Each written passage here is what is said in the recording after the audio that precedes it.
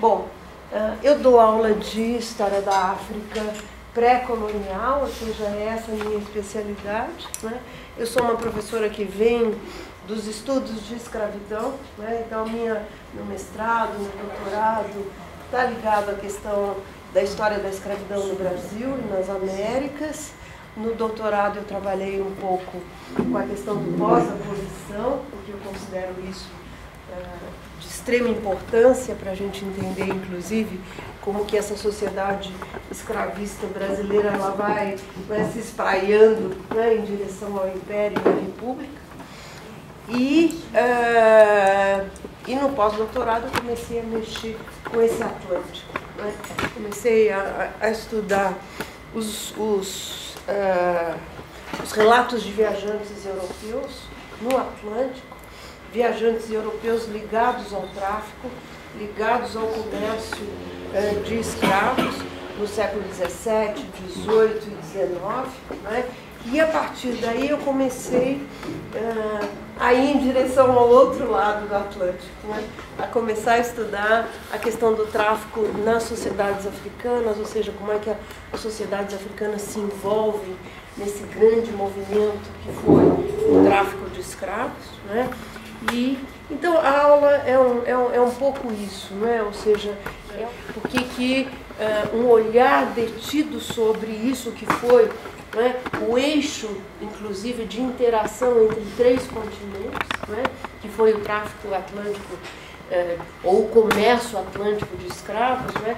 Por que é importante para a gente estudar isso, né? Porque que é um tema difícil, não é um tema fácil, porque envolve um crime hediondo, né? Então a base do comércio atlântico de escravos é a escravização de africanos, portanto envolve uma questão muito delicada e uma questão doída, né? Porque foi um crime, né, hediondo contra a humanidade que perdurou pelo menos 3 séculos, né? Ou seja, o tráfico atlântico, o comércio atlântico de escravos começa, né, no final do século XVI, 1580, quando as economias atlânticas começam a tomar a sua forma, né?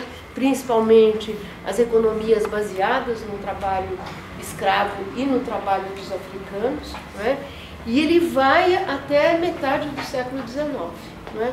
O Brasil é o maior importador de escravos, né? A América Portuguesa e depois o Brasil, o maior importador de escravos, seja em termos de volume de escravos transportados, seja em termos de longevidade, né? A economia canavieira que começa a se desenvolver no Brasil a partir do final do século XVI, né, no Nordeste brasileiro, já é uma economia baseada no trabalho escravo, principalmente a indústria da cana, né, e essa questão, né, da constante alimentação da economia brasileira pelos escravos vindos diretamente da África é uma constância, né? Ou seja, na primeira metade do século XIX a gente tem o auge da exportação de escravos para o Brasil, no momento em que o tráfico já é considerado, né, pelos setores, né, abolicionistas britânicos como alguma atividade fora da lei, ou seja, já existe um questionamento a respeito dessa legitimidade né, do tráfico atlântico, mas no Brasil ela persiste, né, o tráfico persiste no Brasil, persiste em Cuba, que são as duas últimas nações ocidentais a se alimentarem, né, do tráfico, né? Então, e aí a gente tem uma grande economia cafeeira, né?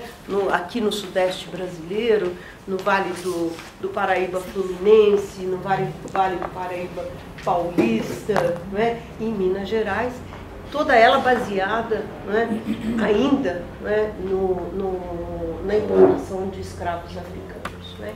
Então, é uma atividade que, de alguma forma, então, é isso que eu queria introduzir, não é, logo de cara. Apesar dela ter sido, não é, alguma coisa muito violenta, muito a escravização, né? Os processos de escravização sempre foram muito violentos, ou seja, eles tiveram como base, né, a violência, seja na captura dos escravos na África, seja na passagem desses homens pela rota do meio que eles chamavam, né, que é o Atlântico, né, em péssimas condições de transporte, seja, né, a comercialização desses homens, mulheres e crianças aqui nas Américas, né. Então, apesar da extrema violência, o comércio é um dado, né, é um dado histórico, de alguma forma um eixo estruturante da sociedade brasileira, né?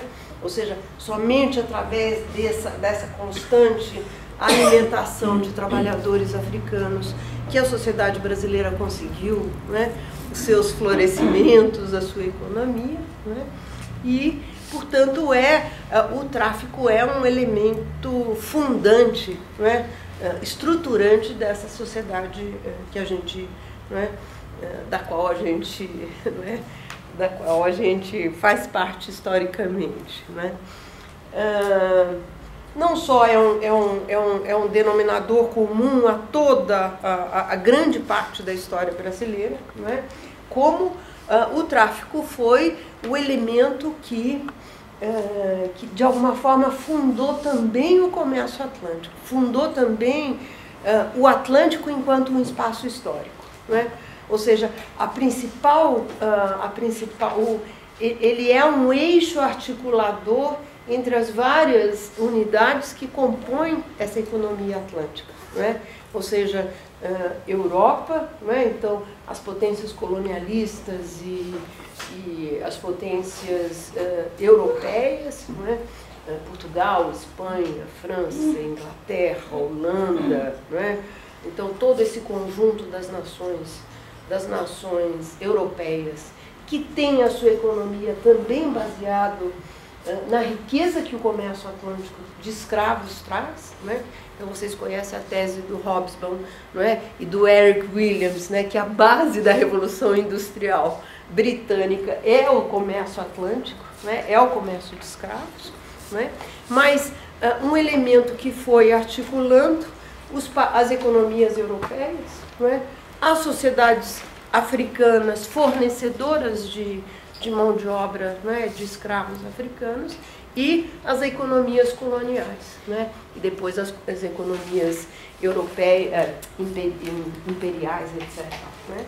Então, apesar disso, né, então, apesar de ser alguma coisa difícil, né, e carregado de violência, né, o comércio é um eixo estruturante, né, dessas interações entre três continentes, né? Finalmente, né, a partir do comércio atlântico de escravos, vieram pelo menos 12 milhões de africanos e se espalharam pelas Américas, né? Então, a vinda ou a chamada diáspora dos africanos, né, para as Américas, para o Brasil, para o Caribe, para a África, para a América anglo-saxã, etc. É uma decorrência da sistematização desse comércio, né? E tudo que veio junto com a questão da diáspora, né? E tudo aquilo que veio associada a essa grande migração forçada que foi a vinda dos africanos para as Américas. Então, toda a nossa economia, toda a nossa cultura né, brasileira, afro-americana, né, o jazz, a música brasileira, o samba, o carnaval, o futebol, né? Então tudo aquilo que está de alguma forma enraizado nessa presença africana nas Américas, né, seja em termos culturais, seja em termos históricos, vem desse processo de diáspora, né? Ou seja, vem desse processo histórico violento que foi o comércio de escravos, né? Os africanistas, alguns africanistas dizem, não é, que através desse tráfico, não é, existe a formação da quinta zona da África, não é? Então, dentro de uma perspectiva afrocêntrica ou centrada na história, não é, do continente, se forma através da diáspora, não é? E eu uso esse termo com muita tranquilidade. Eu acho que houve uma diáspora africana, não é? Se formou, digamos, uma extensão da história africana nas Américas, não é? Ou seja, a história dos africanos nesse novo continente, nesse novo mundo, e tudo aquilo que resultou dessa presença significativa, não é? 12 milhões de homens, mulheres e crianças que atravessaram o Atlântico, não é? Num período mais ou menos de 3 séculos e meio, e que vai constituir, não é, uma das bases essenciais da formação da nossa sociedade, não é? Ou seja, nós temos, não é, um contingente, não é, negro, pardo, mulato, extremamente significativo na nossa sociedade, não é? E esse contingente, não é? Então, na minha percepção, só para acabar, não é, essa introdução, é importante a gente estudar o tráfico, não é? E esse movimento de diáspora, ou seja, quem é que veio, como que veio, quantos vieram, não é?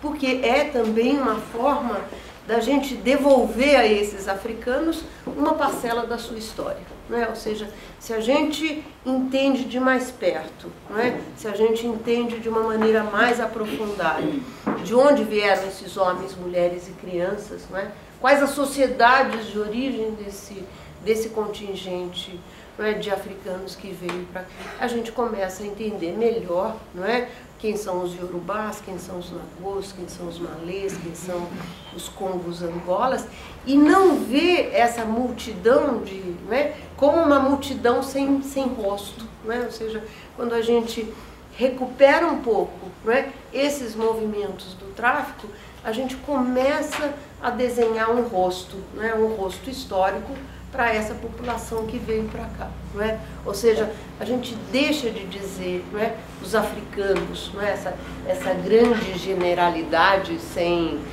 forma, e a gente começa a pensar, não é, nos nagôs que vieram no século XVI e que provieram, não é, das guerras civis que aconteciam na região da Nigéria, ou seja, e que traziam uma visão de mundo, e que traziam, não é, uma língua, uma cultura, não é? A gente começa a dar forma histórica para essa, não é? Então, por isso que eu acho que é importante a gente entender, não é, esse processo, não é, de transferência de milhares e milhares de pessoas, não é? A aula de hoje ela está baseada, não é, em algumas em informações históricas, não é? Ou seja, o objetivo da aula é dar historicidade a esse processo ocasionado pelo tráfico, não é? Ou seja, entender o comércio de escravos como um processo histórico, não é?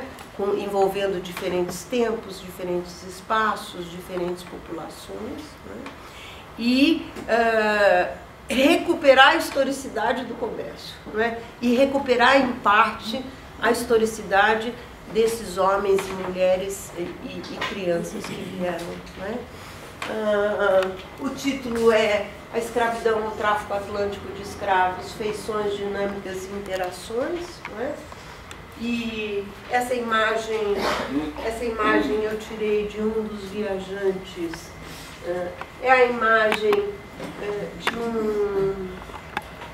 de um barracão europeu na costa de Luanda, não é? Ou seja, é a imagem de um dos componentes desse comércio de escravos, não é?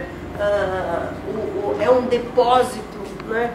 Aonde eram, não é? Aonde os africanos escravizados aguardavam a chegada dos navios, não é?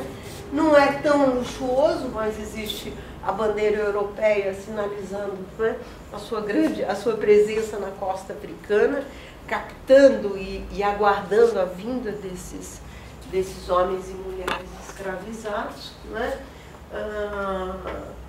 Uma outra imagem característica seriam os grandes fortes europeus que se localizam ao longo da costa da África, que também tem a função, não é, de receber, não é, essas levas de escravos que vêm, geralmente de escravizados que vêm do interior, e faz parte de um dos relatos, não é, de viajantes europeus que estiveram na África diretamente ligados ao comércio de escravos, não é? Ou seja, durante todo o período do tráfico existem viajantes, não é? Eles podem ser comandantes de navios, cirurgiões, mercadores, representantes das companhias europeias do comércio de escravos, não é? Que escrevem os seus relatos e contam um pouco, não é, dessa movimentação.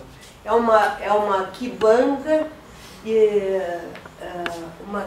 no interior de uma feitoria europeia sobre a costa de Angola, na África.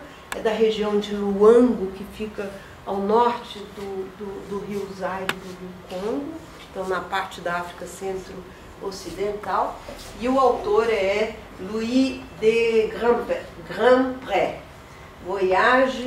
Viagem à costa ocidental da África, feita durante os anos 1786 e 1787, Paris, 1801.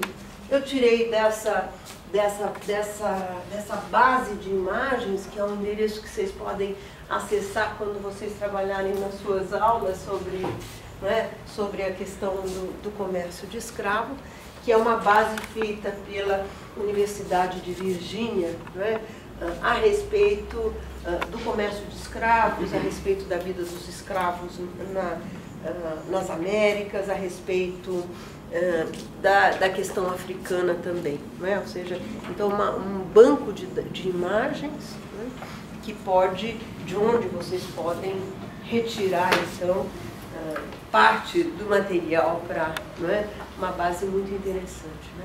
Eu vou trabalhar com duas bases de dados, né, disponíveis online. A primeira é essa, a primeira é uma base de imagens, a outra base é uma base de informações quantitativas, né, e que eu vou apresentar para vocês, uma base que junta informações a respeito das viagens dos negreiros. Então, atualmente tem sido,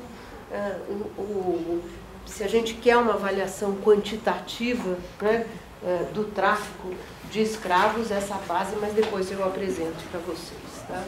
Eu sou uma historiadora, minha preocupação essencial é tratar o tráfico não como alguma coisa atemporal, como alguma coisa fora de contexto, mas tratar o comércio de escravos como um dado de história, ou seja, um processo histórico, não é?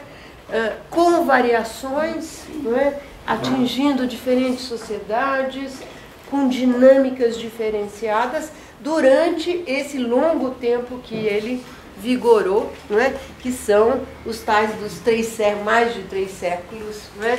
de funcionamento do comércio. Ou seja, tratar, não é, o comércio de escravos como uma atividade que tem o seu início, que tem a sua estruturação, que depois tende a crescer cada vez mais, que atinge um auge, não é? E depois entra num processo de desmantelamento. Né? 1850 é o final do tráfico no Brasil, né? A partir daí ele deixa de ser, não é? O tráfico deixa de ser uma atividade, não é, legal. Não é? Em 1850, a proibição do tráfico para o Brasil. Não é? Eu uso indistintamente comércio de escravos ou tráfico de escravos, apesar de alguns autores, não é, dizerem que a gente tem que usar, enquanto ele é uma coisa legítima, enquanto ele é uma coisa autorizada, e enquanto ele é um meio, não é, de enriquecimento, não é, de mercadores, etc.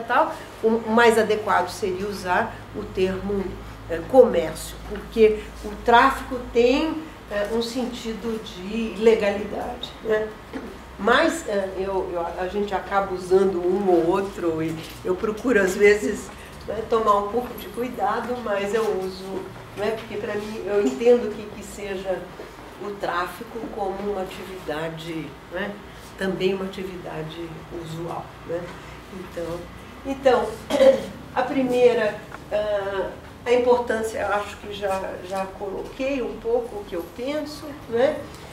O que foi o comércio atlântico de escravos e quando ele se desenvolveu, ou seja, a gente pensar o tráfico enquanto um processo histórico que tem começo, meio e fim, não é? E é diferente em cada uma dessas etapas. Não é? Depois, quais as sociedades envolvidas nessa atividade? Né? Logicamente que as sociedades que têm o tráfico na mão, que são os grandes mercadores, né, dos portos ingleses, franceses, portugueses, ou seja, os mercadores de Lisboa, os mercadores do Porto, os mercadores de Bristol, não é, de Nantes na França, ou seja, essas sociedades europeias que vivem, não é, e que se estruturam a partir do tráfico, mas também as sociedades africanas, mas também as sociedades americanas. Né? Então, uma atividade que envolve, não é, 3 contextos históricos e envolve sociedades distintas com intenções distintas, com objetivos distintos. Né? Um dos textos que eu vou trabalhar é do Cooper, que diz são diferentes parceiros com diferentes interesses. Né? A Inglaterra está aqui por um motivo, o Reino do Daomé está aqui por outro motivo e a América Portuguesa está por outro. Né? Então, isso. Usando o mapa, basicamente, precisamos fixar lugares, né, nesse grande espaço que é o espaço do Atlântico. Né? Depois, quem se envolveu, né, os diferentes parceiros e os diferentes interesses, é isso que eu falei para vocês do Cooper. Né? E depois, com relação aos nossos escravizados, né, quantos vieram, de onde vieram, para onde foram, né, quem são, né, e como é que eles se organizam um pouco nesse processo da diáspora. Né? E, finalmente, aqui eu vou usar essa base de dados da Universidade de Emory, né? E, finalmente, um pouco a discussão das fontes, se der tempo, usando o texto que foi passado para vocês, que é a autobiografia do Equiano. Né? Então, eu fiz uma linha de tempo, porque acho que é um dos instrumentos, né, mais... eu adoro linha do tempo, né, porque eu consigo, né, ver um pouquinho. Né? E aqui eu estou falando de fases, né, de diferentes fases do comércio atlântico de escravos. Né? Um primeiro momento que pega o século, vendo então né, o século XVI, que é quando essa atividade do comércio de escravos começa a se organizar, né, começam a serem sistematizados, né, começam a se tornar rotineiros, né, esse movimento de trazer escravos africanos para as Américas, né, dos navios irem e de se estruturar nas duas pontas do tráfico, né, a aparelhagem necessária para ele funcionar. Então, os barracões, os fortes europeus de um lado, e aqui, né, o valongo, né, os portos brasileiros preparados para receber essa massa. Então, o século XVI, né, um momento de estruturação, né, do tráfico atlântico de escravos, né, ligado aos processos europeus de abertura do Atlântico. Né. No final do século XV, né, os portugueses começam o seu processo de expansão e abertura do Atlântico, né, se estabelecendo em vários pontos desse litoral africano, indo em direção às Índias. Então, é o momento em que esse Atlântico começa a ser aberto para a navegação europeia e para a colonização europeia. Né? A iniciativa é uma iniciativa ibérica, não é? São os navios, são as caravelas portuguesas e espanholas que começam, não é, a entrar em contato com essas sociedades pré-existentes, não é? Africanas, depois indianas, depois orientais, não é? Então é um momento em que o Atlântico começa a se tornar um espaço histórico integrado na dinâmica das potências não é, ibéricas, não é? E os portugueses começam a se estabelecer em pontos desse litoral africano, não é? Em grande parte com feitorias, não é? Ou seja, os portugueses estão se posicionam na costa africana através de feitorias, os grandes fortes, não é? Como por exemplo São Jorge da Mina, não é? que é o grande baluarte dos portugueses na Costa do Ouro, mas fazendo suas feitorias na região da Senegâmbia, na região na Costa do Ouro, estabelecendo relações com as sociedades dessa região, como por exemplo com o Reino do Benin, não é? E depois criando estabelecendo relações com o Reino do Congo, 1482, a cristianização do rei do Congo, e depois a sua primeira grande conquista, não é? Além das Ilhas Atlânticas, esqueci de falar, que é a conquista de Luanda, 1575, Paulo Dias Novaes. É isso? Hã?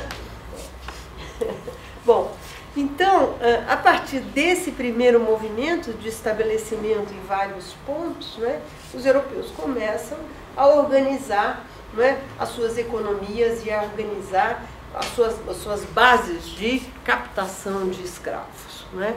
Os portugueses têm em mãos as Ilhas Atlânticas, né, conquistaram Madeira, Cabo Verde, Açores, São Tomé e Príncipe, aonde começa a se desenvolver a economia atlântica, não é, do açúcar, já com mão de obra escrava africana, não é? Ou seja, São Tomé é de alguma forma aonde se inaugura, não é, essa economia atlântica de base escravista, não é?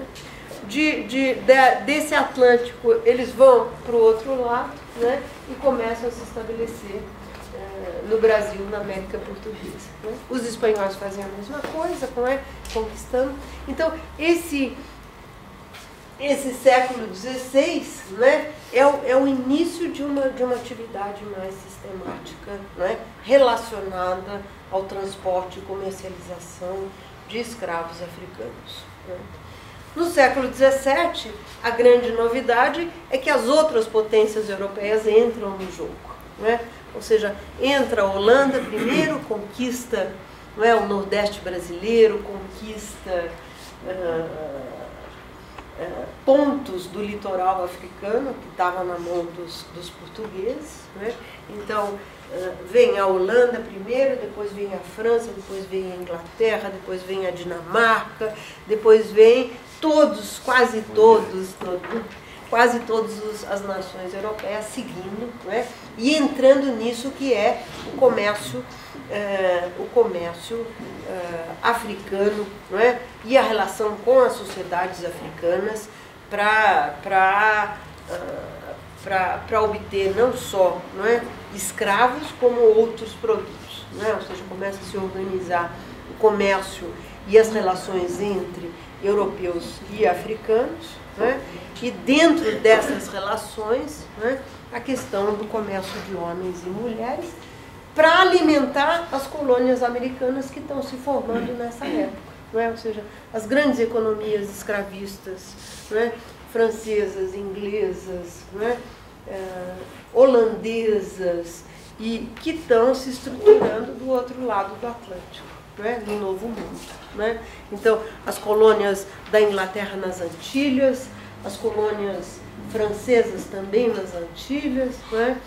São Domingos, futuro Haiti, né? Martinica, Guadalupe, né? Então as grandes colônias francesas do Caribe, né?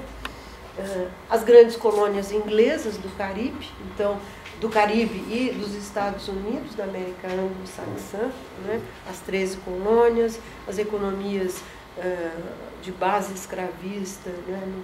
Bom, logicamente que junto com tudo isso, né, o comércio de escravos se estrutura e essas nações passam a ser também nações comerciantes de escravos. Né? As grandes companhias mercantilistas, a Royal African Company, a Companhia do Senegal, as nossas companhias pombalinas, não é?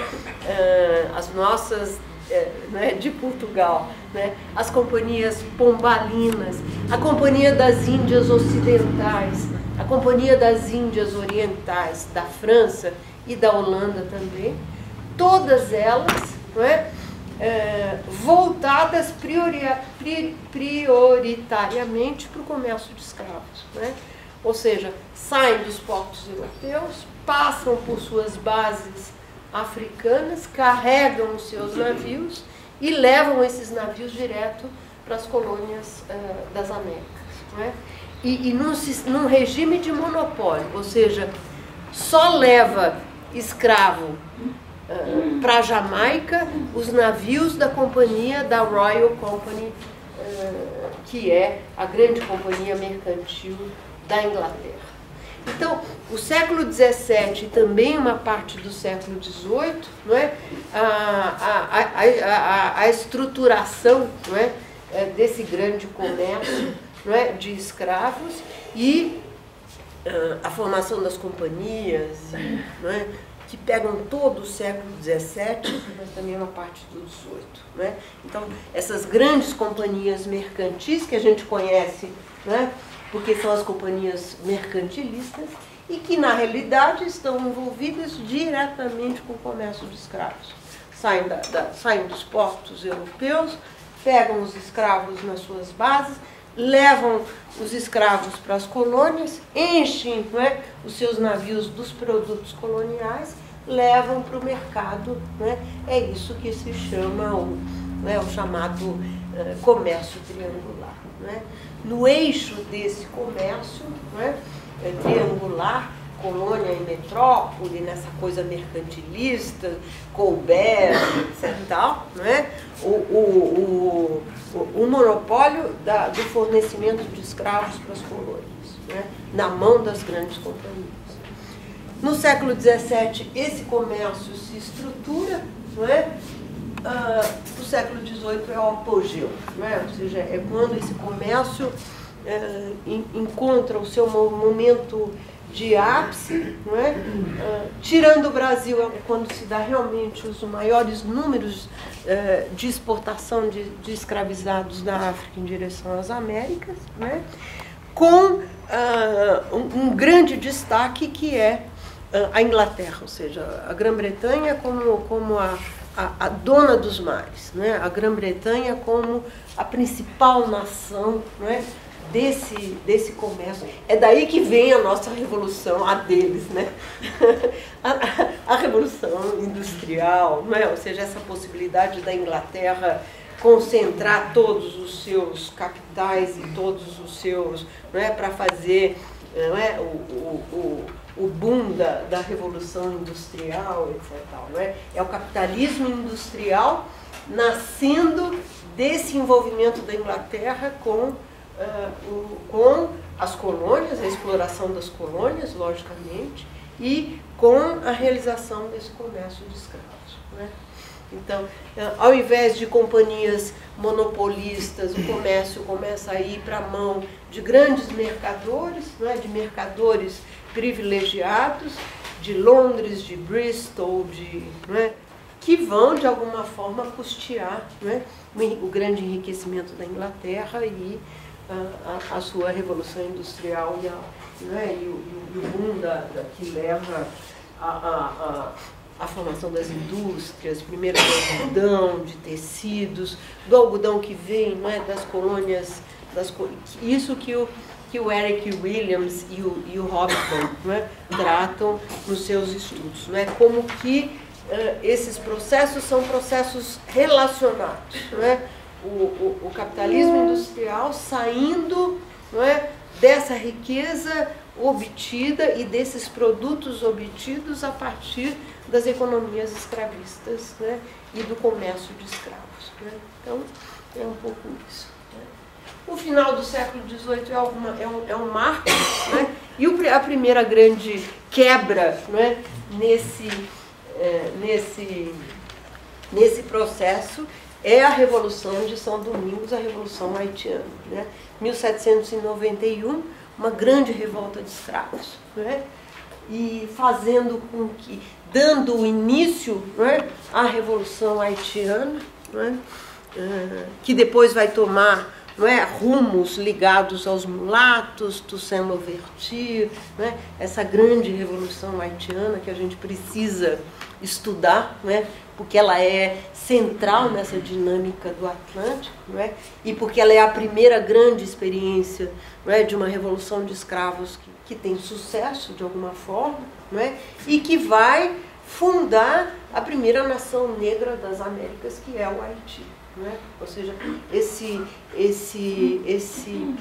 essa revolução que é fundante de uma nova, não é, de um novo horizonte de independência para as Américas. Não é? A segunda nação independente, a primeira é os Estados Unidos, não é? Mas uma nação que nasce, não é, de uma revolta, de uma grande revolta de escravos. Não é?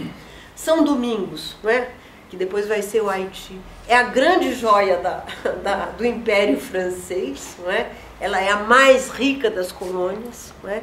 De todo o hemisfério. Não é? São Domingos é o máximo não é? Em termos de riqueza, de economia. Não é? É a joia da coroa francesa, não é? Com uma população imensa, não é? Com 90% de uma população, não é, colonial escrava. Não é? Então, as cifras de, não é, 500 mil de escravos, não é, concentrados numa parte da ilha, não é, em grande parte africanos, porque a colonização francesa em São Domingos é muito curta. Não é? A economia colonial haitiana, né, ou de São Domingos, se inicia, né, nos primórdios do século XVIII, né, 1700 e pouco começam as grandes plantações de açúcar, de café, etc. Não é? 1791, o negócio, né, essa economia entra num processo de transformação por conta da Revolução Haitiana. Né? Uma das medidas que vem junto com a Revolução Francesa que está acontecendo lá e junto com a Revolução Haitiana é a libertação dos escravos. Depois Napoleão reconsidera isso e volta à escravidão nas colônias francesas, né? Mas existe a Revolução desorganiza, né, o comércio de escravos e a França logo em seguida proíbe, não é, os navios franceses de realizarem o comércio. Né? Em 1804 ou 5, eu sempre erro não é? O parlamento inglês decreta a ilegalidade do tráfico atlântico de escravos. Não é? Setores abolicionistas, não é? Ligados, não é? A industriais, etc., consideram que o tráfico de escravos deve ser colocado na clandestinidade, ou seja, proíbe o tráfico de escravos.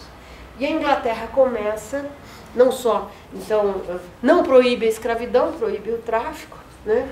E a Inglaterra começa a funcionar como a grande polícia dos mares, né? Controlando todo o processo tentando coibir, não é, através de aprisionamento de navios, o comércio atlântico de escravos. Né?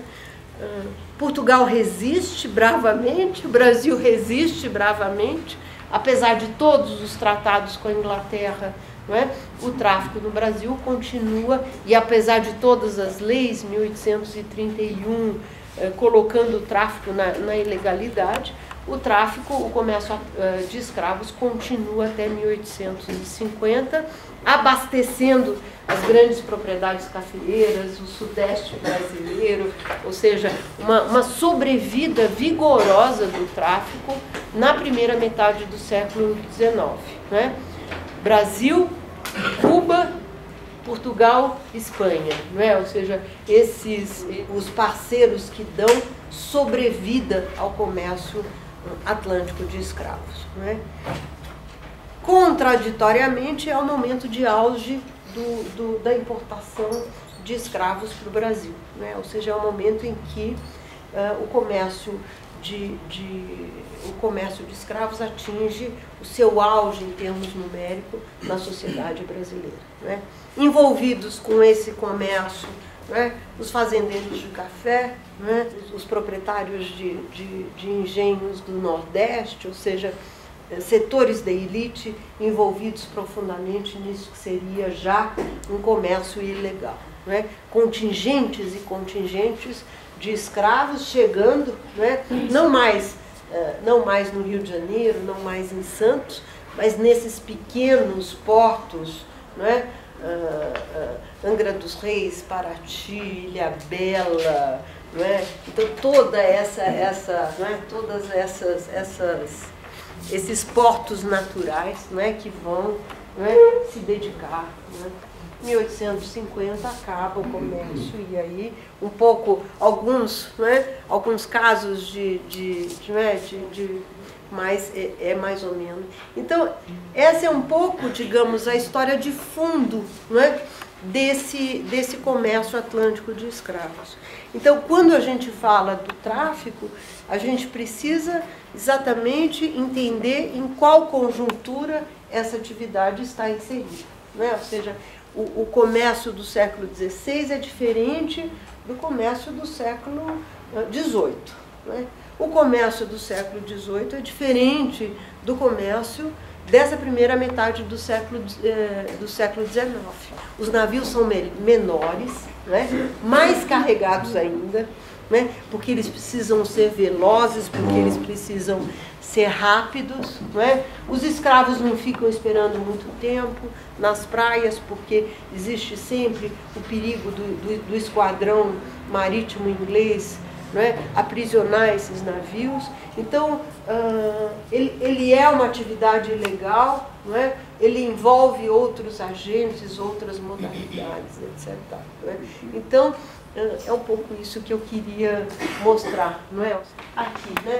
Tentando, então, sistematizar um pouco, não é? O que são essas diferentes fases do comércio de escravos. Né? Século XV e XVI, início e sistematização. Ligada à expansão ibérica, abertura do Atlântico enquanto um espaço histórico integrado na movimentação europeia. Depois, os primeiros contatos com as sociedades africanas, né? Então, as relações que os europeus vão montando com essas sociedades africanas, né? E a organização do comércio. Quais são os melhores lugares para fazer essa captação de escravos? Que tipo de mercadorias a gente precisa levar para realizar esse comércio, né? Quais são as preferências das sociedades africanas? Qual é a moeda usada? Né? Não se compra escravo com moedas europeias. Né? Se compra escravos, dependendo da região, com cauris, né? com as pequenas conchas, né? que em algumas sociedades constitui o meio circulante. Se compra escravo com placas de bronze. Então, se compra escravos com tecidos. Né? Se compra escravos com contas de vidro, né? com mercadorias que vêm do Oriente, passam, né, pelas sociedades europeias e são trazidos. Né? A África não está no padrão de moedas de ouro, apesar de ser uma grande, né, algumas sociedades serem grandes produtoras de ouro, e é por isso que os portugueses estão na costa do ouro, porque eles estão atrás do ouro, né, dessa sociedade. Né? Mas aí mas é isso, né? Ou seja, Qual é o melhor porto? Aonde a gente pode ir? Aonde a gente pode botar o nosso navio? Não é? Aonde a gente vai construir a nossa feitoria? Não é? Que tipo de acordo é preciso fazer com a sociedade africana para conseguir montar o forte? Não é? São Jorge da Mina e todos os fortes europeus na Costa do Ouro. Não é? Quais as mercadorias que a gente deve levar? Não é? Então, isso de quem são os intermediários? Não é? Quem é que vai trazer os escravos em direção aos portos? Não é? Então, toda essa parte de organização, reconhecimento, não é? Mapas, relatos de viagem, todos os relatos descrevendo porto por porto, litoral por litoral, as sociedades com as quais a gente encontra. Então, isso é, a fase inicial. Né? O século XVII, o boom das colônias do outro lado, né? Baseadas na mão de obra escrava, monocultoras, e essa coisa da generalização do comércio. Não botei aqui as companhias mercantis, né? As grandes companhias de comércio que se formam. Né? Século XVIII, o auge do tráfico e o apogeu das plantations, né? Principalmente as plantations caribenhas, né? Das Antilhas, né? Ou seja, Jamaica, São Domingos, né? Esse auge né? Isso que o Stuart Schwartz chama da fase mais madura, né? Da economia atlântica, da economia das plantations, né? A hora que não é Brasil, é Antilhas, né? Ou seja, é Caribe, né? As grandes plantações caribenhas, né? Com grandes plantéis de escravos e com uma sistematização, etc. Né? A Inglaterra é a grande nação envolvida. Né? E a sua grande companhia é a Royal African Company e depois os seus grandes mercadores. Né? Londres, Bristol, Liverpool. Né? Na França, Nantes, Rochelle. A primeira metade do século XIX, a abolição do tráfico por ingleses, franceses e holandeses. Mantém-se Portugal, Espanha, Brasil e Cuba. Período chamado do tráfico ilegal. Né? O esquadrão marítimo fiscaliza os mares. Né? Ou seja, apreende navios, leva esses homens aprisionados, né? Apreendidos, digamos, né? Para Serra Leoa, monta suas colônias, né? de escravos, né? Capturados em Serra Leoa, né? Em Freetown, os franceses também nas suas colônias de recepção, né? Desses escravizados, né? E as comissões mistas, né? Isso que a gente conhece relacionado à coibição do tráfico. Essa é a história. Alguma dúvida? Eu não tinha ideia do quão organizadas eram essas companhias de tráfico. E a Inglaterra, ao mesmo tempo que liderou esse movimento, ela foi a primeira a coibir esse tráfico. Essa proibição, ela nasceu de uma consciência moral ou foi basicamente mercantil? Alguém quer responder? Eu acredito que a questão da Inglaterra... Depois eu fecho. Acredito que a intenção da Inglaterra não foi humanista em relação a proibir o tráfico de escravos. Porque ela está nesse momento passando, ou já tinha passado pela Revolução Industrial. Né? Então, o objetivo da Revolução Industrial é o quê? Incentivar o consumo. Nas Américas, por exemplo, nesse determinado momento, precisa se consumir. Tráfico, escravo não consome, não recebe para consumir. Né? Então, um dos interesses foi comerciais, né? Foi mercantil. Econômico. Interesses econômicos financeiros. Salário, né? Hã? Salário. Deixar de ser escravo. Quer ser assalariado? Para mim não, porque vai mais no conceito moral, filosófico dessa mentalidade do final do século XIX, porque os mercados sul-americanos, africanos são livres. Não tem indústria na América do Sul, como vai ter assalariado? Não tem indústria na África, não vai ter assalariado. Então assim, libertar escravo, necessariamente não ia aumentar o comércio, aumentar a venda. Muito pouco. E o final do tráfico não necessariamente significa o final da escravidão. Exatamente. Né? E E o Brasil é o exemplo mais patente, né? Ou seja, 1850 vai até... Eu acredito que tem a ver também o enriquecimento e a acumulação de capital que permitiu o desenvolvimento de uma sociedade industrial na Inglaterra. Agora, depois dessa conversão, a Inglaterra percebeu que para impedir a acumulação de riqueza das outras nações europeias, ela tinha que barrar o aproveitamento gratuito dessa força de trabalho escravo. Então, tem esse componente, impedir esse desenvolvimento, por um lado, e ao mesmo tempo tinha que também dar saída com, eu acho que eu acredito que não sejam textos opostos, mas complementares, e que a gente tem que perceber numa escala mais complexa e em termos diferenciados. A grande vantagem de história é que a gente pode trabalhar com múltiplos, né? Com múltiplas questões, não é? Ou seja, uma questão de concorrência entre as nações, né? As nações capitalistas, né? Ou seja, as nações que estão entrando numa nova fase, que é a fase do capitalismo industrial, né? Com interesses diferentes, com uma lógica diferenciada, não é?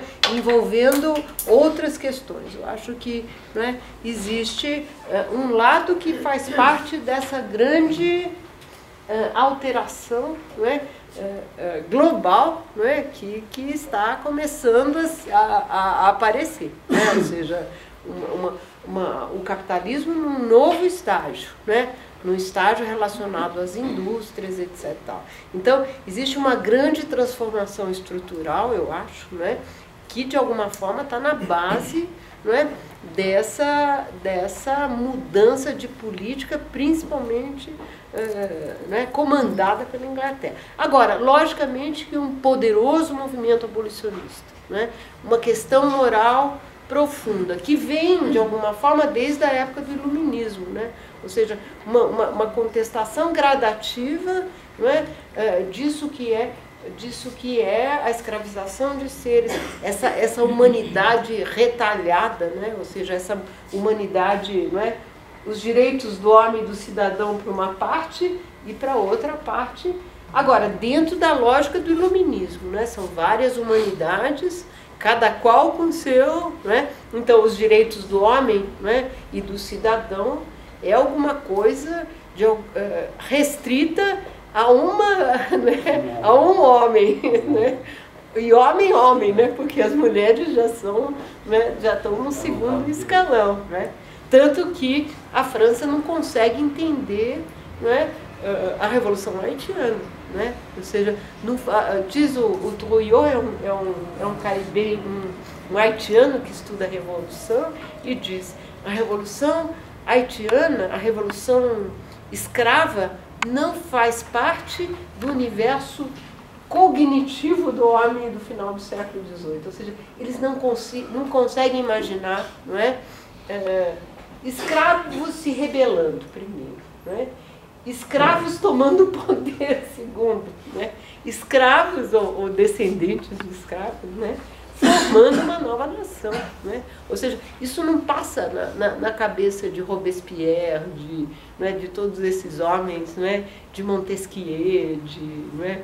O Trouillot é um autor e ele tem um capítulo interessantíssimo, né? Diz assim: não faz parte do universo. A Revolução Haitiana de São Domingos, desculpe, é alguma coisa inimaginável. Está fora das categorias. O que é impensável é a capacidade desse ser, entendeu? Inferior, pensar uma revolta, primeiro. Pensar uma revolta que dê certo. Pensar em vencer todos os exércitos de Napoleão. O africano pode entrar numa outra categoria. A gente se implanta, não sei quem que falou do trabalho assalariado, né? Mas se implanta o trabalho assalariado, né?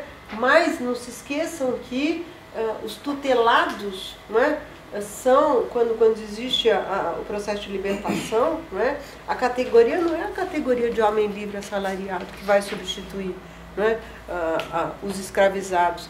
É a categoria de tutelados, né, ou seja, né? São formas de trabalho ainda transitórias, né? O mercado do trabalho livre, né? Os sindicatos, né? O sindicalismo. O historiador pensa, né, numa multiplicidade de questões, né, que vão, né, numa nova estruturação, né, desse capitalismo. Né. Existe um fato que eu acho importante a gente considerar, né, é que, mais do que mercados consumidores, a Inglaterra está querendo, na metade do século XIX, né, garantir mercados fornecedores de matéria-prima, né? Ou seja, e dentro dessa coisa da concorrência entre as nações. Eles querem, dizem os historiadores, a hora que descobre diamante na África do Sul, né? Ou a hora que as economias europeias, né, precisam, né, da graxa, né, do cacau, né, do algodão, que mais? Do marfim, né? De todos os produtos, né? Do amendoim, né? Das graxas que vêm das palmeiras, etc. Tal. Ou seja, a hora que a economia europeia, né? Entra numa nova etapa e as demandas de funcionamento dessa indústria exigem, né, um fornecimento sistemático de matéria-prima, né, a relação com a África muda, né, a relação com essas sociedades africanas muda. Né, e é aí que começa, e já é no começo do século XIX, que começa a se estruturar uma política de domínio dos mercados africanos que vai dar no imperialismo no final do século XIX. Né? Ou seja, uma mudança de perspectiva envolvida nessa economia, nessa mudança estrutural, não é? Que começa a olhar para a África de uma outra forma. Não é? Nós queremos amendoim, nós queremos, e de preferência que esse amendoim seja produzido com mão de obra escrava na África. Não é? E é isso que o Paul Lovejoy diz, né? A África importa do Novo Mundo, as sociedades africanas importam do Novo Mundo no século XIX essas formas de escravidão atlânticas, de plantation, né? Ou seja, tudo isso que não existia de forma muito sistemática na África, quem leu o texto do Alberto da Costa Silva sabe, né? Ou seja, como é que eram usados os escravos nas sociedades africanas. Né? No século XIX se importa uma forma de exploração, né, desses escravos dentro do continente. Né? Mas é isso, né? No momento em que se proíbe o tráfico, né, a escravidão começa a se desenvolver nas sociedades africanas de uma outra forma. Né? São as grandes plantações de cravo, as grandes plantações, né, de especiarias na África Oriental, né? É o cacau, né, em São Tomé, né? É a exploração dos diamantes na África do Sul, né?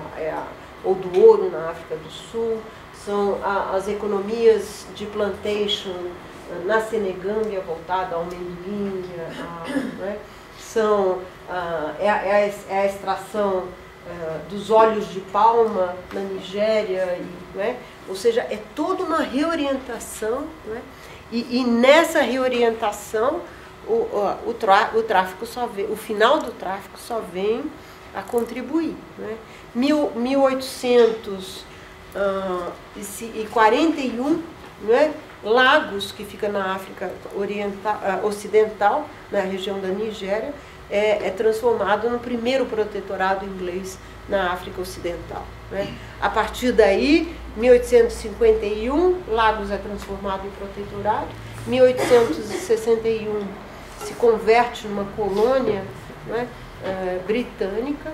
A partir daí, né, a Inglaterra começa a fazer o seu movimento de expansão imperial, que vai resultar no Congresso de Berlim. Né? Quem é quem, como que a gente divide né? Uma coisa que é um processo que vem desde o começo do século XIX e desde essa mudança da política. É a hegemonia inglesa, não é? Nesse mundo que começa a ser efetivamente globalizado, né? Ou seja, o Brasil está nas mãos da Inglaterra, Portugal está nas mãos da Inglaterra, desde do tratado lá de 1810, etc. Portugal está totalmente... Então, é interessante porque ao mesmo tempo que os ingleses estão coibindo, não é, eles estão aqui no Brasil desfrutando, não é, da economia cafeeira, dos capitais, não é, entendeu? Então, essa coisa é sempre muito, não é, ambivalente, ambígua. São os paradoxos. Aqui eu botei um dado, não é, antecipando um pouco o trabalho com a base de dados do Instituto de Bois, que é um pouco essa ideia de quantos escravos são transportados no Brasil em cada uma dessas fases, né? Então, de acordo com a base de dados, e depois eu vou dar a informação que eu preciso dar, né? Dos 5.532.118 escravos transportados, né, das sociedades africanas em direção à América Portuguesa e ao Brasil, né, 34.666 africanos, né, é uma estimativa, são números de estimativa, né, são transportados para o Brasil ao longo do século XVI. 910.361 ao longo do século XVII. Né? Na época de apogeu, que é o século XVIII, né? 2.210.931 africanos transportados para o Brasil. Né? E nos 50 anos do século XIX, né? 2.376.141 africanos transportados para o Brasil em 50 anos. Né? Ou seja, aí o período já não é mais de um século, né? E por isso que todos estão dizendo, a hora que se proíbe o tráfico é o momento áureo da importação de escravos para o Brasil. Né? O debate que existe na historiografia de que o negro, esse processo de transporte da África para a América, ele não era tão maltratado. Isso realmente procede nos estudos atuais? Ou era realmente... Não, é uma coisa, é a desumanidade, né? Se existe, não é isso que eles estão dizendo. Acho que não é bem isso que eles estão dizendo. Né? Existem autores que dizem que a travessia significa uma morte social do escravo. Ou seja, a hora que ele é arrancado, né, da sociedade de origem, e vem, não é, ele perde tudo. Não é? Ele é arrancado da sua ancestralidade, das suas tradições, da sua religiosidade, dos seus antepassados. Então, e aí então eles acham que o tráfico, que a passagem do meio, como falam os norte-americanos, né? A passagem do meio significa uma ruptura total, a morte social desse indivíduo e, portanto, a reconstituição não, a construção, não é, a partir de um marco zero. Né? Então seria isso, né? É uma coisa mais dentro do que significa essa vinda. Né? Porque as condições eram desumanas, né? E elas pioram, essa que é a coisa, né? Porque na época do tráfico ilegal, por exemplo, se lota o navio com 600, 700, 800, 1000 escravos, ou seja, uma superlotação para fazer esse tráfico render tudo que eles queriam. Né? Ou seja, dentro já estava prevista a alta taxa de mortalidade. Né? O tráfico rendia cerca de 1000% de lucros, ou seja, um negócio altamente rentável. Então, se morria 10, 20, 30, não importa. O que importa é que uma parte chega. Né? Doença, maus tratos, condições de higiene péssimas, epidemias, revoltas. Né? A gente vai ver um pouco isso. O Alberto Acosta Silva segue um pouco isso, mas a gente vai ver logo em frente isso. Tá bom? E aí a gente discute. Eu não concordo, eu particularmente não concordo, e aí eu vou argumentar por que eu não concordo, né? E aí são posições diferenciadas, né? Eu não acho que o escravo que vem para cá, ele vem sem nada, né? Ou seja, eu acho que ele traz, né? Ele traz uma bagagem, ele traz uma visão de mundo, ele traz padrões de religião, padrões de organização, que isso ele pode vir em frangalhos, né? Ou seja, ele vem no osso, ou seja, ele vem, né? Ele chega, né? Mas é preciso reconstituir, né? Inclusive para você conseguir resistir à escravidão. Até porque ele tem uma memória também. Tem né? memória, Não tem como você tem pegar um curiosidade, indivíduo e apagar a memória dele, não tem como. Então, mas a gente já chega lá. 0,6% dos escravos vêm no século XVI, 16,4% dos africanos no século XVII, 40% no século XVIII, 43% nesse período que são os 50 anos, né, do tráfico. Né? Só para a gente, então, fechar, né, essa linha do tempo. Né? Aqui é uma coisa da gente se localizar espacialmente, né? Quais são esses espaços sobre os quais a gente está falando, né? Aonde ficam, né? Então acho que é uma coisa que a gente... Mapa é uma coisa essencial, né? A gente tem que ter um mapa da África o tempo todo atrás da gente, porque ele é essencial para a gente entender, né, esses movimentos. Ou seja, trata-se de um espaço diferenciado, diversificado, que envolve diferentes sociedades, diferentes grupos étnicos, né? Parar com essa história de pensar a África como uma grande, né? Como uma coisa. É claro que a gente fala dos africanos, mas precisamos, como professores de história, né, aprender a falar adequadamente, pensar, né, dentro dessa enorme diversidade. Né? Então, quais são as regiões envolvidas? É só um trabalho de, né, o continente africano, o continente americano, os portos de desembarque, os portos de embarque. Origem e destino, né, para falar os padrões aqui. Né? Os portos do litoral, do continente africano, né? Aonde geralmente estavam os interesses atlânticos e europeus, ou seja, uma das características desse comércio de escravos, né, é que os europeus se mantêm no litoral. Né? Em alguns pontos, os europeus, principalmente os portugueses, conseguem avançar.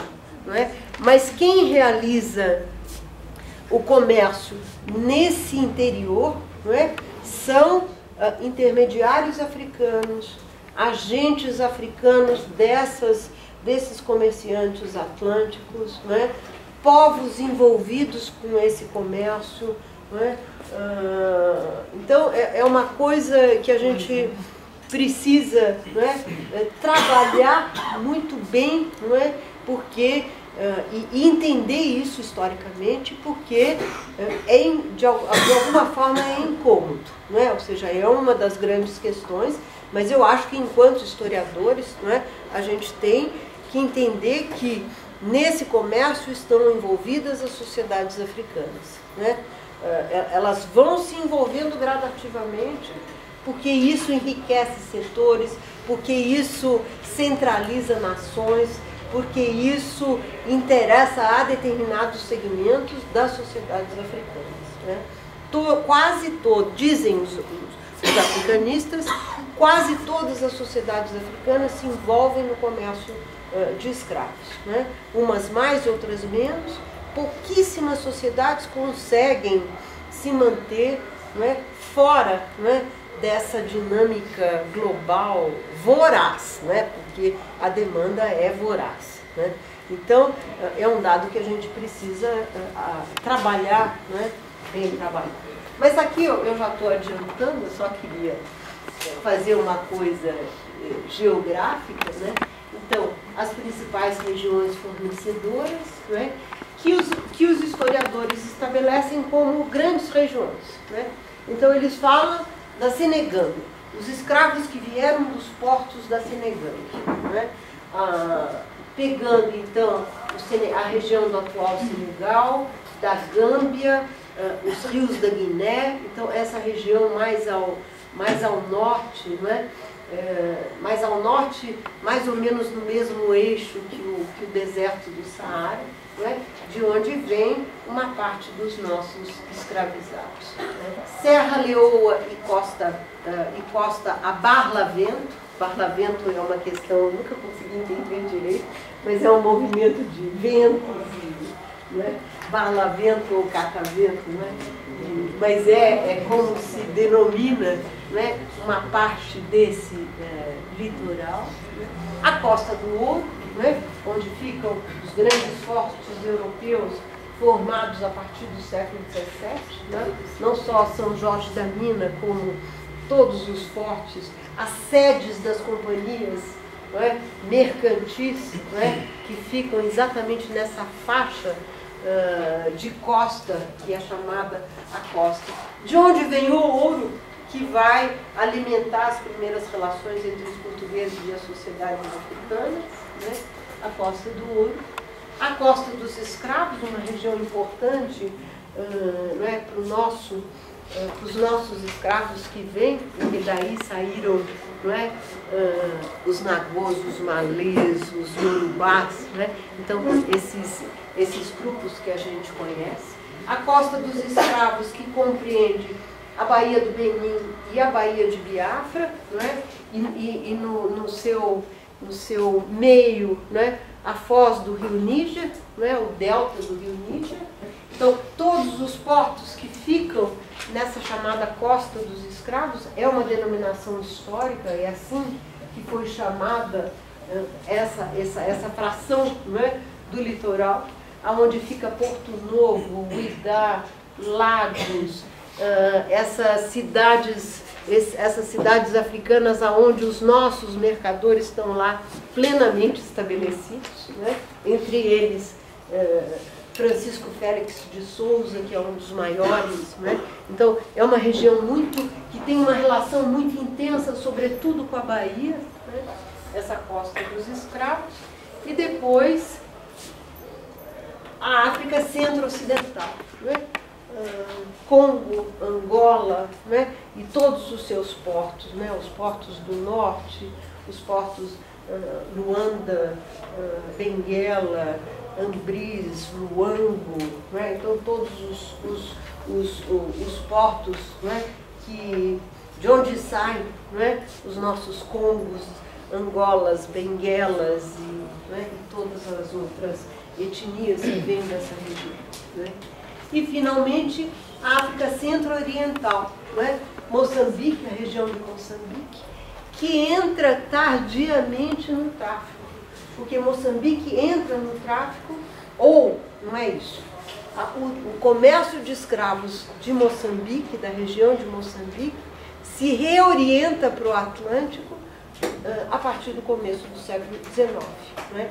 Então, os nossos Moçambiques, Macuas, Cenas, né, são africanos que vêm, sobretudo, a partir do começo do século XIX. E até então, esse Índico, né, o comércio do Índico, se orientava para as colônias francesas, principalmente, do Índico, né, ou alimentava esse oriente de escravos. Né? Então, uma região que entra tardiamente, né, a partir de 1700, e que faz, portanto, a integração do Índico no grande comércio atlântico, né? Ou seja, uma coisa tardia. Né? As principais regiões receptoras, né? América Portuguesa, Brasil, né? E os seus principais portos, né? Rio de Janeiro, Salvador, Recife e Maranhão, né? Os principais portos receptores de escravos, né? A América Hispânica, com aquele sistema de porto único, né? Veracruz, Cartagena. Então, os escravos entrando num determinado porto e depois se espalhando, né, para os outros domínios da América Hispânica. Né? Os espanhóis não fazem diretamente comércio de escravos, né? Embora eles estejam ligados à expansão, né? Eles deixam essa parte para os portugueses. E o comércio, né, de escravos para a América Hispânica é feito através do sistema de assentos, né, de contratos de fornecimento de escravos para Cartagena, Veracruz. É outro mecanismo, né, sofisticado do tráfico de escravos. Né. O Grande Caribe, principalmente inglês e francês, mas também dinamarquês né, a região das Guianas, e esqueci de pegar essa parte, né, mas as grandes economias antilhanas, caribenhas, né, das Índias Ocidentais, né, as pequenas Antilhas, São Tomás, Guadalupe, Martinica, Barbados, Trinidad, aqui nas Guianas, né, Curaçao, as grandes ilhas, né, o chamado Grande Caribe, São Domingos, Santo Domingo e São Domingos, né, aqui, né, o futuro Haiti, né, então a grande ilha de São Domingos, né, a Jamaica, a Cuba e as regiões das Bahamas. Né. Esse Caribe francês, inglês e espanhol também, né, porque Cuba se mantém. Né. E a América anglo-saxã, né? As 13 colônias. Né? Faltou ver lá, sempre falta alguma coisa, mas faltou as economias do Golfo do México, Nova Orleans, né? As colônias francesas, não sei. Mas é um pouco para a gente, né, ter essa imagem, né, na cabeça. Né? Aqui os grandes fluxos de escravizados, né, saindo, né, e um pouco, dependendo da largura da flecha, né, os maiores contingentes, os menores contingentes. Então aqui a gente já começa a vislumbrar, né, isso que diz respeito, né, às grandes quantidades, né, aos volumes, né, que cada uma das regiões fornece ao tráfico, ou seja, de onde vem, né, aqui a gente já começa a perceber de onde vem a maior parte dos escravos, né? Ou seja, exatamente dessa África centro-ocidental, da Baía de Biafra, da Baía de Benin, da Costa do Ouro, né? E aqui em menor grau da Senegâmbia e dessas costas, né? A Barlavento, etc. E aqui os grandes fluxos, né? Aqui um fluxo, né, índico, né? Ou seja, desses Moçambiques que vêm da África centro-oriental, né? E os grandes, né, portos, né, receptores já, né, um pouco com essa coisa de diferentes volumes, né? Então, um pouco essa, né? Esse é o tráfico, né? Esse é o grande movimento de fluxos né, relacionado ao tráfico. Aqui é uma parte que eu já falei para vocês, ou seja, essa ideia eu não vou aprofundar, não é? Porque eu não vou falar exatamente como que as sociedades africanas se envolvem, né? A gente já discutiu Inglaterra, França, não é? E quais são os interesses. Aqui eu não tenho tempo, não é, para aprofundar muito essa matéria, né? Ou seja, por que se envolvem, como que se envolvem, quais são as diferentes modalidades de envolvimento, mas essa ideia de que existe um movimento interno, né, às sociedades africanas, né, de participação nesse tráfico de escravos. Logicamente que isso daqui é um postcard, é um cartão postal, não é? Holandês, ou seja, tem aí um sentido que eles querem passar, não é? Claro, não é? Ou seja, eles estão querendo, não é, acentuar um determinado aspecto desse comércio, não é? Eles estão querendo minimizar a sua culpa, não é? Ou seja, a sua parcela de culpa, né, jogando um pouco para esses bárbaros, né, que fazem o comércio, etc. Né? Então, é um postcard de do embarque dos negros, um cartão postal do Museu da Companhia das Índias no século XVIII, né? Ou seja, uma imagem associada a essa experiência de uma companhia mercantil, né? Jogando um pouco ou tentando compartilhar, né? Com as sociedades africanas, né? Mas de alguma forma é uma imagem que traz alguns aspectos dessa movimentação interna, não é? Os grandes rios, não é? Ou seja, como fluxos de vinda dos escravos do interior, dos escravizados do interior para os portos, a presença dos canoeiros, não é? Esses intermediários africanos, não é?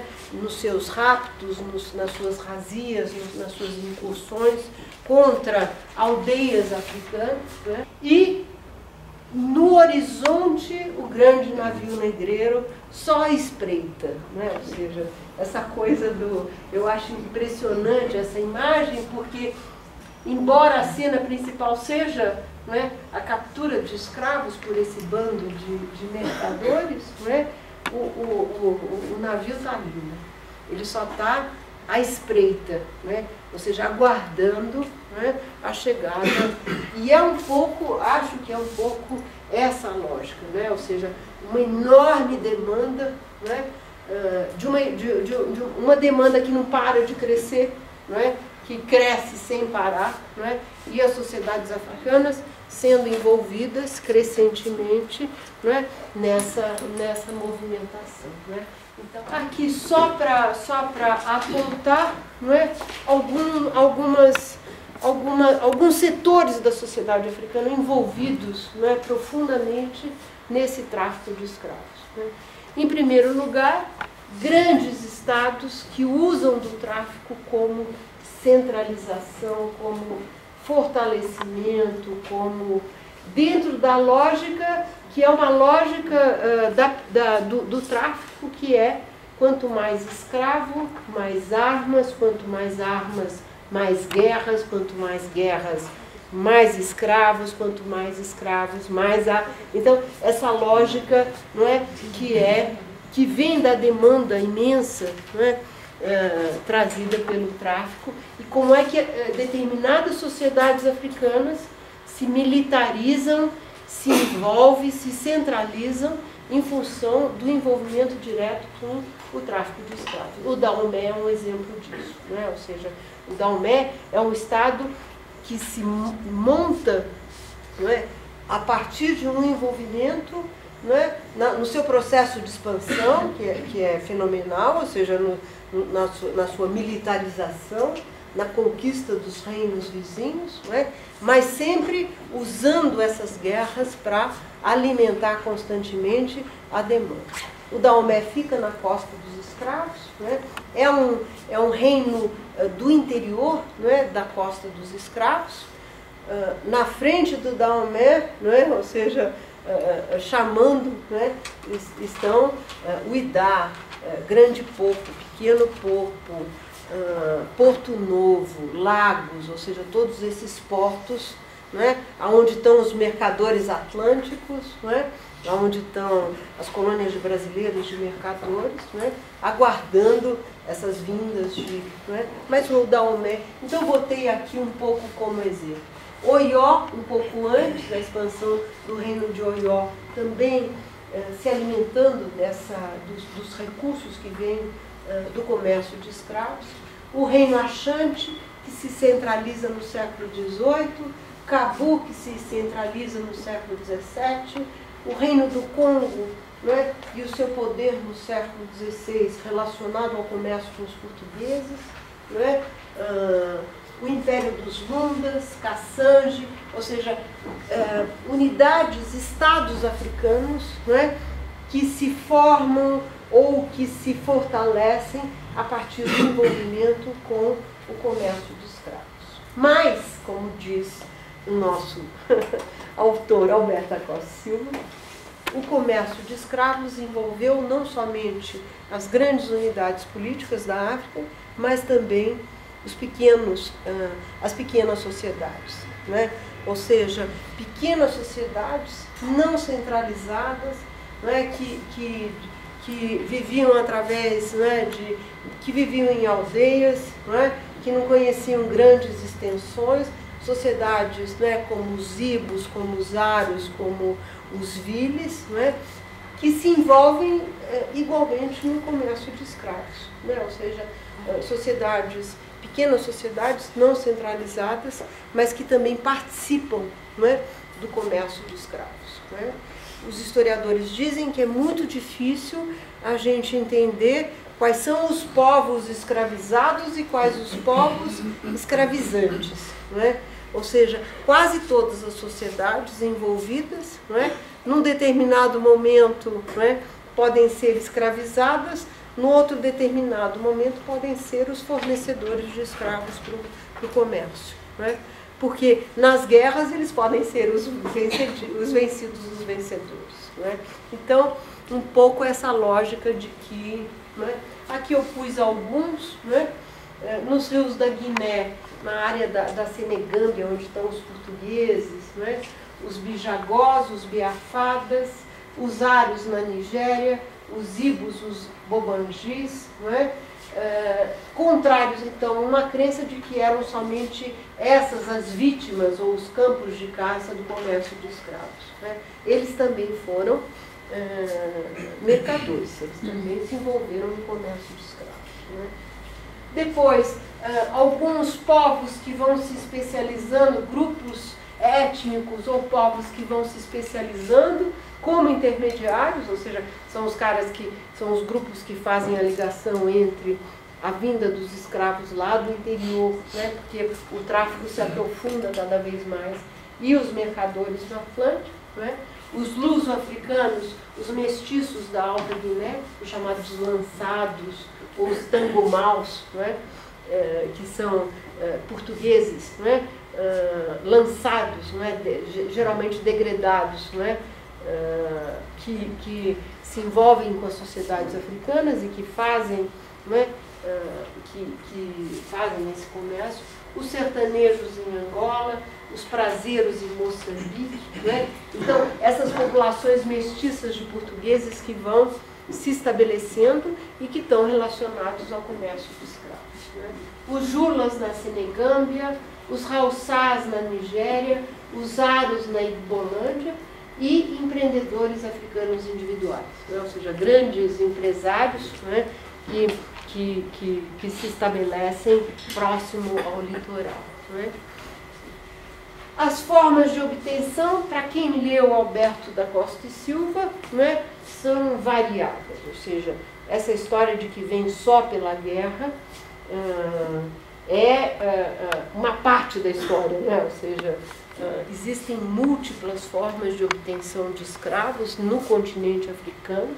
A guerra é um meio importante de obtenção, mas são também os raptos, os sequestros, as razias, né? As punições de crimes, penas de escravização, né? Que vão gradativamente substituindo a pena de morte. Então, ao invés de matar o escravo que é feiticeiro ou o escravo que é acusado de homicídio, se coloca esse indivíduo, né, nas engrenagens do comércio de escravos, né? Então, guerras, razias, penas judiciárias, né? Penhora, então homens de dívidas, etc., que penhora, ou isso que aparece, que é a autoescravização, né? Ou seja, não individual, porque na África nada funciona muito individualmente, né? Mas grupos, parentelas inteiras, por conta de seca, de epidemias, de fome, né, que se colocam sob a proteção de um chefe, né, ou seja, abdicam da sua liberdade para conseguir sobreviver, né? Ou seja, grupos familiares, geralmente, né, que se escravizam para continuar a viver, né? Então, são mecanismos presentes também nessa. Né? Para quem leu Alberto da Costa e Silva, aquela parte final onde ele vai falando, não é, das formas. Não é? O importante aqui é que quanto maior a demanda, mais as sociedades africanas vão colocando as suas instituições tradicionais a serviço da produção de escravos. Né? Então, por exemplo, o oráculo de Arushoku, né, que é um oráculo que fica na Ibolândia, na Nigéria, né, cada vez mais o oráculo atribui penas de escravização, né, para os crimes que são trazidos para ele julgar. Né? Então, esse envolvimento é uma questão que os historiadores têm olhado muito profundamente, ou seja, como é que as sociedades africanas se transformam para dar conta, não é, dessa demanda que não para de crescer. Não é? Ou seja, como é que elas vão se ajustando, não é, a esse comércio que, não é? É um assunto complexo, a gente sabe pouca coisa ainda, ou seja, não é? É uma coisa de conseguir entrar na lógica das sociedades africanas e, não é, nas suas instituições tradicionais e como que essas sociedades... É fácil pensar o Dahomey, por exemplo. O Dahomey é muito fácil, porque aí diz, é um Estado que se centraliza, que se militariza, que faz guerra e que produz escravos. Né? A lógica do Dahomey é muito fácil de lidar, apesar de alguns historiadores acharem que não é bem assim, né? Não é tão simples assim. Né?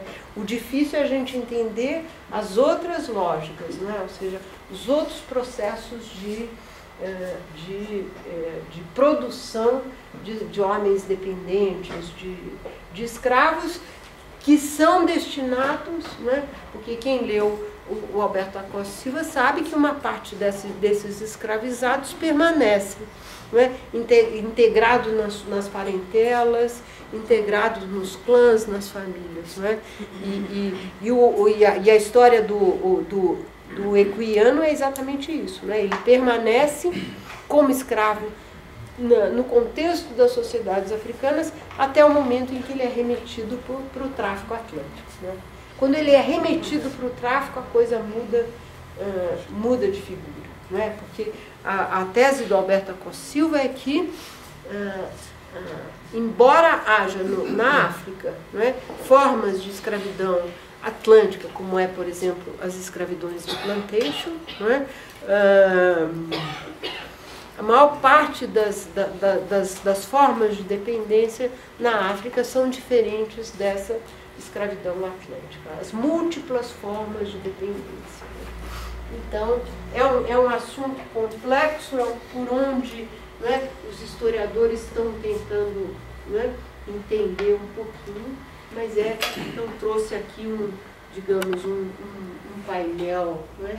Só para terminar, Frederick Cooper é um grande africanista, e ele é um africanista que estuda exatamente essa passagem da escravidão para outras formas de dependência, né? Principalmente quando a escravidão começa a ser abolida na África e ela passa a ser suplantada por formas tipo colonato, que existe em São Tomé, que existe em Moçambique.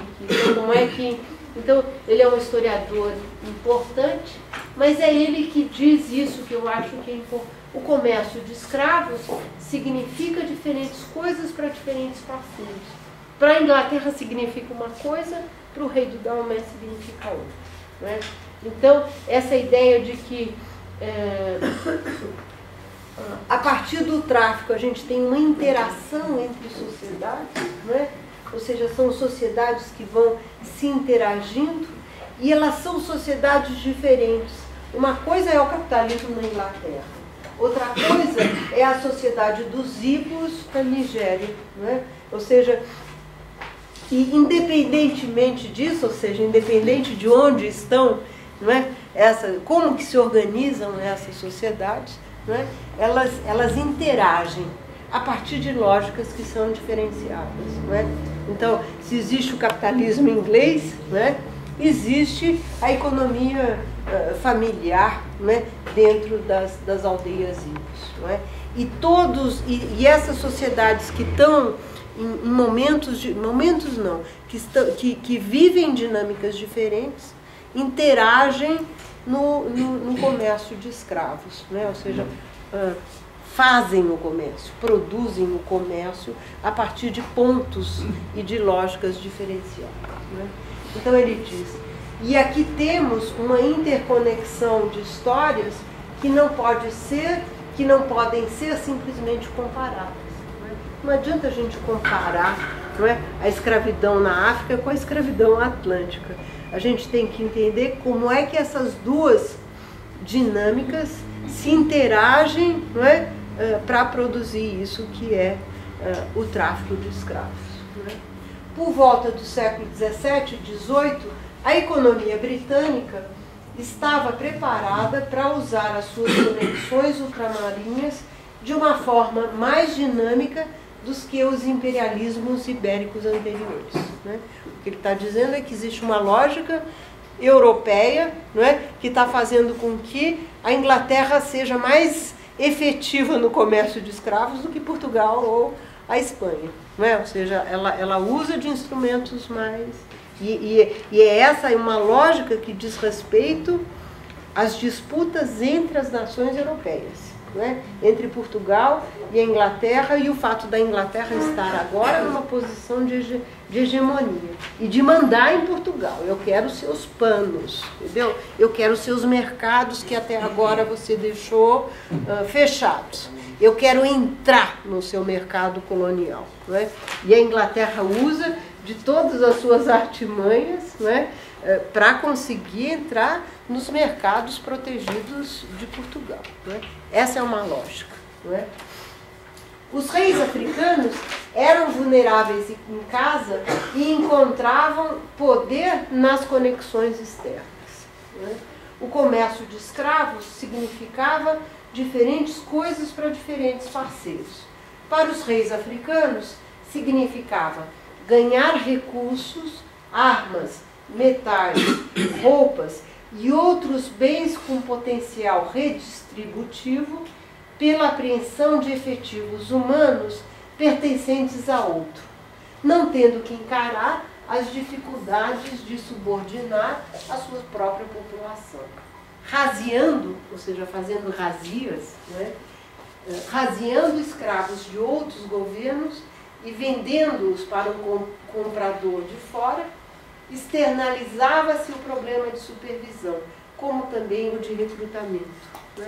Então, dentro da lógica africana, não é, a apreensão dos escravos do vizinho, não é, e a transferência desses escravos, não é, do vizinho para fora, não é, fazia com que, não é, ele não fosse obrigado a custear, não é, as questões. E esse envolvimento enriquecia, porque ele tinha mercadorias, ele obtinha mercadorias. E através dessas mercadorias, ele montava a sua rede de clientelas, vassalos e poderes aliados, não é? Ou seja, o tráfico traz a ele, não é, um poder através dessas mercadorias que ele pode dar de presente, não é? Ou comprar os seus aliados, ou comprar os seus vassalos, não é? Acho que é mais ou menos essa a lógica do que ele está dizendo. Cadê?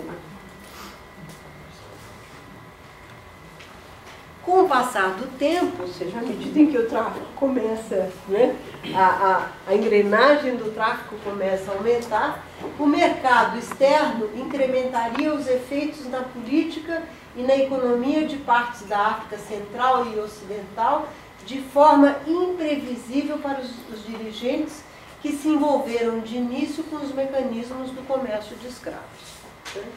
Favoreciam estados militarizados e mecanismos mais eficientes de comércio de escravos.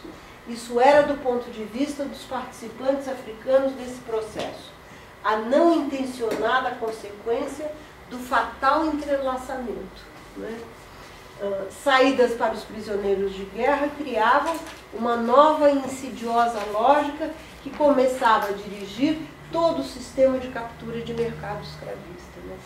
O Cooper é de uma sagacidade, porque ele diz, tudo bem, no começo enriquece, fortalece, né?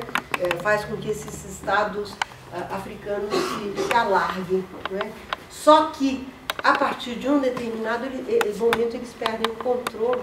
Né? Eles perdem o controle e eles começam a se envolver numa lógica que é uma lógica perversa a eles próprios. Né? Ou seja, de alguma forma, o comércio de escravos está, de alguma forma, né, na raiz de um processo de declínio desses estados, não é? Ou de diminuição de contingentes populacionais, ou de sangrias populacionais, não é? Que vai ter um custo para o desenvolvimento dessas sociedades africanas. Não é? Ou seja, uma das teses a respeito dos efeitos do tráfico é exatamente isso, ou seja, a população diminui, não é?